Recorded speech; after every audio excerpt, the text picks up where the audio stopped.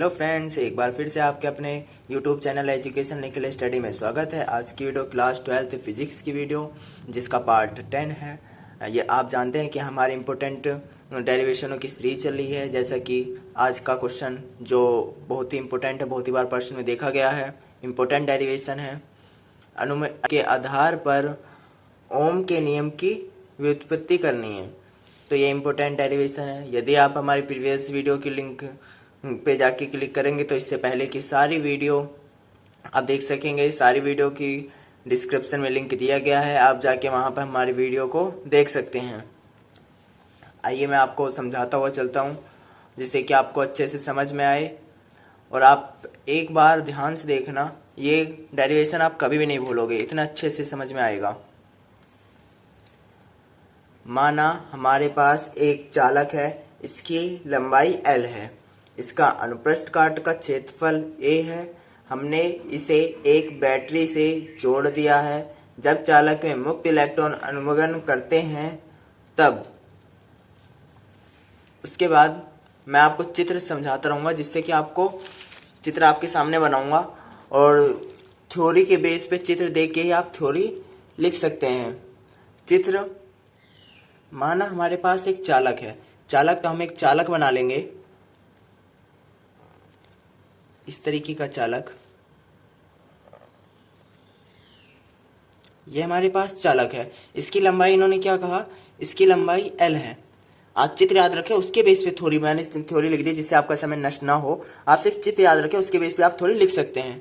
उन्होंने कहा जिसका अनुप्रस्थ काट क्षेत्रफल A है, इसका ये हमने क्या रखा, अनुप्रस्थ काट क्षेत्रफल A मान लिया। हमने इसे एक बैटरी से जोड़ दिया, बैटरी से जोड़ दिया, उसके लिए एक बैटरी बना देता हूँ।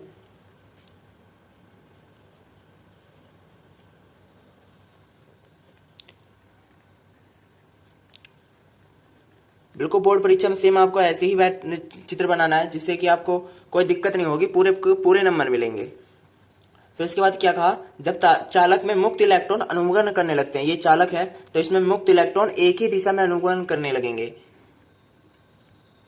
इस दिशा में, क्योंकि बैटरी से हमने दी तो एक ही दिशा में अनुवगन करेंगे। और उसके बेस पे हमें क्या निकालना है, ओम के नियम को हमें सिद्ध करना है। तो आइए करते हैं, बहुत आसान तरीका है, बस एक बार आप समझिए ध्यान से।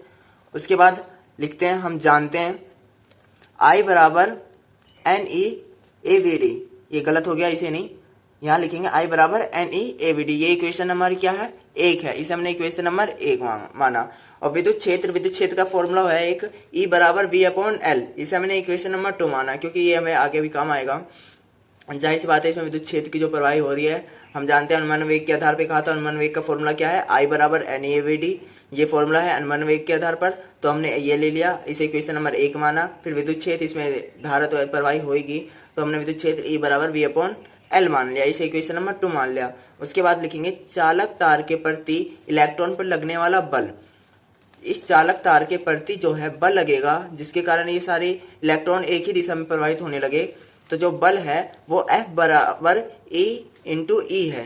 इलेक्ट्रॉन है, इलेक्ट्रॉन के लिए स्मॉल e और विद्युत क्षेत्र के लिए E, इसलिए इसमें इलेक्ट्रॉन तो है ही है, ये इलेक्ट्रॉन एक ही दिशा में, और जो इन पे बल लगा जिससे ये एक ही दिशा में प्रवाहित होने लगे, एक ही दिशा में सारे इलेक्ट्रॉन प्रवाहित होने लगे, तो जो बल लगा वो क्या लगा, F बराबर E इंटू E, क्योंकि ये E जो था इलेक्ट्रॉन के लिए था, ये E था, ये विद्युत क्षेत्र के लिए था। अब हमने देखा इस E की वैल्यू यहाँ पे विद्युत क्षेत्र इक्वेशन नंबर 2 में दे रखी है, E बराबर V/L। E बराबर तो हम इसकी वैल्यू पुट रखेंगे, तो F बराबर E इंटू E की वैल्यू V/L रख दी। उसके बाद हम 9th क्लास से पढ़ते हुए आ रहे हैं, F बराबर MA, ये एक फॉर्मूला होता है। तो इसमें F बल का यूज करेंगे, तो यहाँ पे हम वैल्यू रखेंगे MA equal to E into V/L। तो इसके बाद हम A की वैल्यू निकाल लेंगे, A बराबर EV, इसकी मल्टीप्लाई करिए, क्या आ गया, AV आ गया, और इस M को हम नीचे ले गए, क्रॉस मल्टीप्लाई करिए तो ये M हमारा नीचे चला गया, तो नीचे क्या पहुंच गया, ML। इसे हमने A की वैल्यू निकाल दी। उसके बाद हम करेंगे, लिखेंगे थोड़ी थोड़ी लिखेंगे, चालक तार के भीतर जो मुक्त इलेक्ट्रॉन है, मुक्त इलेक्ट्रॉन धनायनों से बार बार टकराते हैं,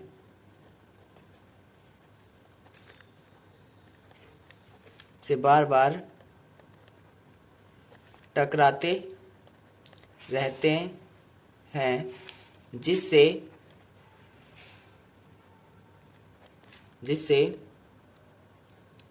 इलेक्ट्रॉन के वेग a2 की वृद्धि हो जाती है।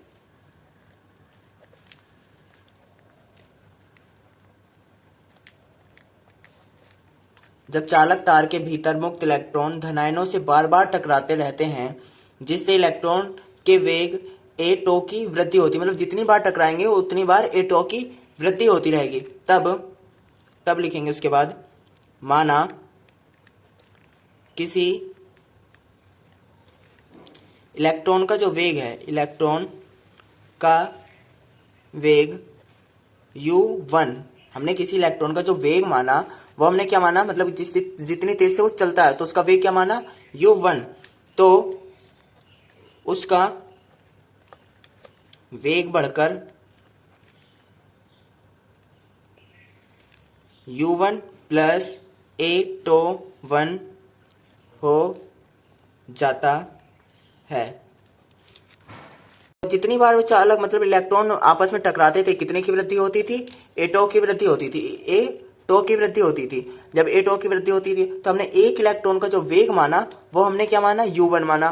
तो जितनी बार टकराएंगे तो ये दोनों बन के क्या बनेंगे, u1 प्लस a21, उतनी बार की वृद्धि बढ़कर u1 प्लस a21 हो जाएगी। अतः उसके बाद लिखेंगे, थ्योरी है थोड़ी सी, बस समझने के ऊपर है, थोड़ी आराम से कर सकते हैं, बस एक बार कॉन्सेप्ट समझ लो। अतः इसी प्रकार और सभी इलेक्ट्रॉन का जो वेग होगा वो क्या होगा, u1 plus a21, u2 plus a22, u3 plus a23, इस डैश डैश डैश हमने समझा दिया। अतः इसी प्रकार और इलेक्ट्रॉन का जो वेग होगा, तो इसका एक बार क्या चेंज हुआ, पहली बार में ये हुआ, फिर टकराया तो u2, क्योंकि ये तो हर बार का चेंज हमने एक इलेक्ट्रॉन का वेग माना था, तो जितने इलेक्ट्रॉन होंगे उतने इलेक्ट्रॉन वृद्धि हमारी वही होगी, u1 u2 a23 u3 a23, इसी तरीके से वृद्धि आगे बढ़ती चली जाएगी। उसके बाद हम क्या करेंगे, Vd बराबर, यह अनुमगन वेग है, Vd बराबर क्या करेंगे हम, u1 plus a21 plus dash dash dash plus un plus a2n बटे में हम n ले लेंगे, क्योंकि हमें ये तो पता नहीं है, कितनी बार टकराएंगे, तो हमने इसे एक वो स्टार्टिंग का ले लिया और एक n, क्योंकि n अनंत है इसलिए हमने n ले लिया अनंत तक। ठीक है, उसके बाद क्या करेंगे, Vd बराबर, हमने देखा ध्यान से, u1 u2 u3 ये सब एक में कॉमन आ रहा, तो u1 plus u2 common, un तक हमने कॉमन ले लिया। उसके बाद प्लस, और इधर क्या बचा हमारा, a21 प्लस a22 लास्ट तक a2n और अपॉन में n, हमने u1 u2 u3 सब कॉमन ले लिया और इधर ये बचा। ठीक है, उसके बाद क्या करेंगे, Vd बराबर, इस तरह इस चीज को हम अलग कर लेंगे, कैसे करेंगे देखते हैं, u1 प्लस u2 un, एक बार इसके नीचे n ले लिया प्लस, और सब में हमने देखा a कॉमन आ रहा है, a तो सब में सेम है तो हमने a कॉमन ले लिया, और उसके बाद to1 प्लस ऐसे ऐसे करके to n और अपॉन में n, ये तो हमारा जीरो हो जाएगा, तो इसे क्या कर देंगे, जीरो कर देंगे, प्लस हमारे पास क्या बचा, a1 प्लस n बटे में n, हमारे पास बचा ये। उसके बाद क्या करेंगे, हमारे पास ये बचा, चाहते तो हम यहाँ पे सिर्फ हम इतना भी लिख सकते थे, Vd बराबर ए क्रॉस टो। हमारे पास ये भी बच सकता था, चाहते तो जब हमने प्रूफ करके दिखाया हम इसे छोड़ सकते थे, सिर्फ ये लिखते हम चालक यहाँ से लेके ए टो की वृद्धि होती है, सिर्फ इतना भी लिख लेते। ये तो हमने प्रूफ करके दिखाया था, इसे समझाने के लिए हमने आपको बताया कि ए टो की वृद्धि कैसे होती है। यहाँ तक वीडियो इस डायरेक्ट हम वहाँ से यहाँ इसे भी लिख सकते थे। उसके बाद हमें पता है ए का मान निकाला था, तो ए का मान इसमें रखने पर इसे इक्वेशन नंबर 3 मान ले रहे हैं। ए का मान इक्वेशन नंबर 3 में रखने पर, जब इसमें रखा हमने मान, तो ए का मान क्या था, ई वी बटे एम एल और टो, ये हमारा क्रॉस में था टो, ठीक है, ये टो, और ए का मान हमारा ई वी बटे एम एल हमने रख दिया। उसके बाद समीकरण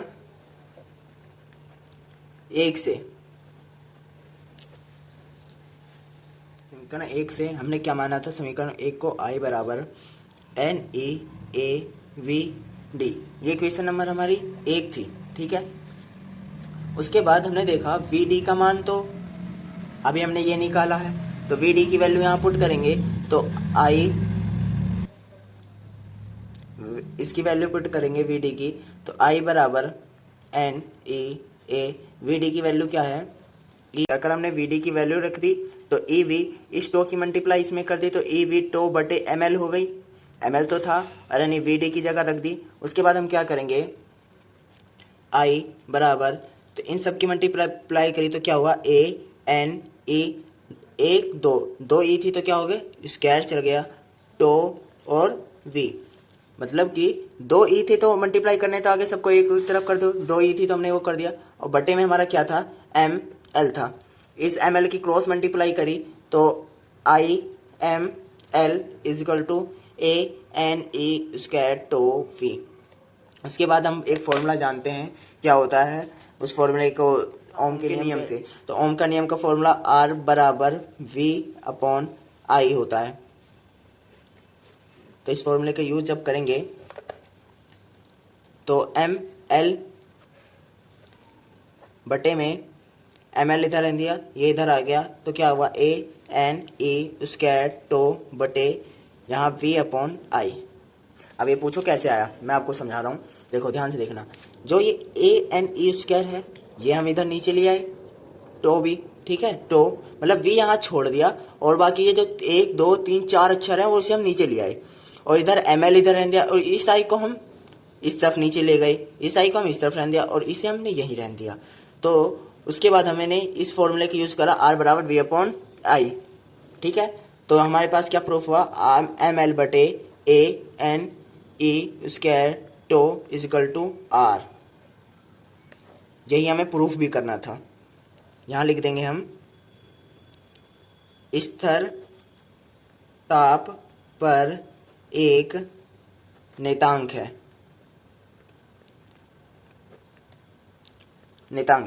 बिल्कुल बोर्ड परीक्षा में बिल्कुल सेम ऐसे लिख लेना, आपको कोई प्रॉब्लम नहीं होगी, अच्छे से बिल्कुल समझाया है। अगर कोई डाउट हो तो कमेंट करके पूछ सकते हैं। अगर वीडियो अच्छी लगे तो लाइक कर दो, यदि आप हमारे चैनल पर नए हो तो सब्सक्राइब कर दो।